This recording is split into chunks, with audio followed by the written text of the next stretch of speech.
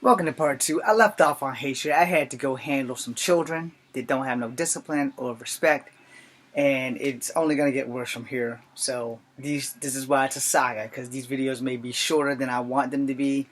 Alright, I left off on hatred. I'm going to pick up on hatred, because hatred is a very important part of being an honest racist. Alright, see, a lot of people who aren't honest with themselves, can't be honest with others, don't understand how this hatred racism works. Hatred racism. Hatred is taught to you as a child that you aren't supposed to like that kid because he's black.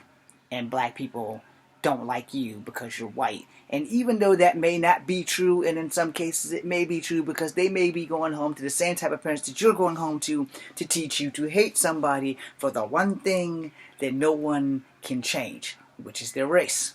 Alright? Now, let's say you're black and you're raised to hate Asians and whites.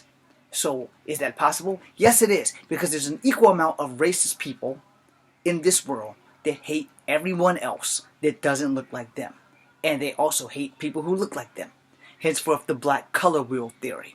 Alright? We'll get into that later. But first we need to understand how this hatred works. Because I'm going to put it to you really quickly. And you're going to like it or you're not. Here's the 99.9. No, fuck that. Here's the whole 1,000. You take a group of children of every race and every cultural background and every gear, garb, whatever they're wearing. And you slap them together in a park and tell them to go play. Race won't be a factor, gender won't be a factor, age won't be a factor. All these kids, let's make age a factor. Let's take age and put it down to kindergarten to third grade, because third grade is when my racism really started to be more noticeable. But from kindergarten, first, second grade, it wasn't that bad. It was bad for me because of girls, but it was not as noticeable for everyone else until third, fourth, and fifth grade, where the race war started happening back in my younger days. Now here's the thing about hatred.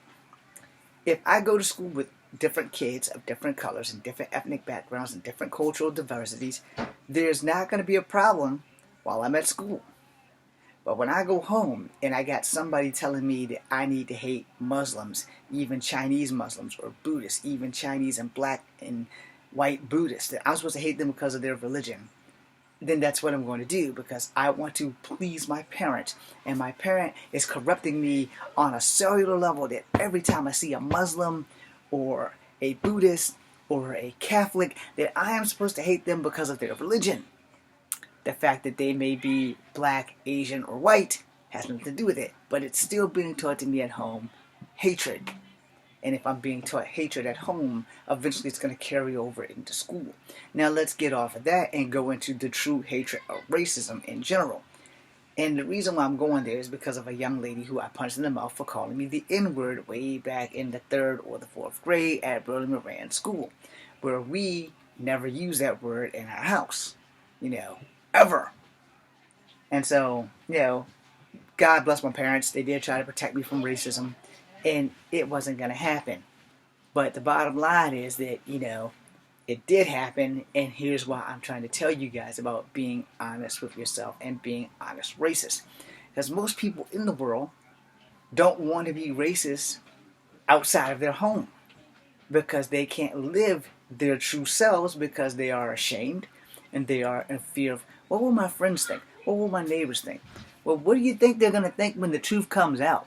You have to weigh all the pros and cons about that. What the hell do you think they're going to think when the truth comes out? See, racism is hate, and it is taught. Not just the systemic racism, but racism in general is based in hate.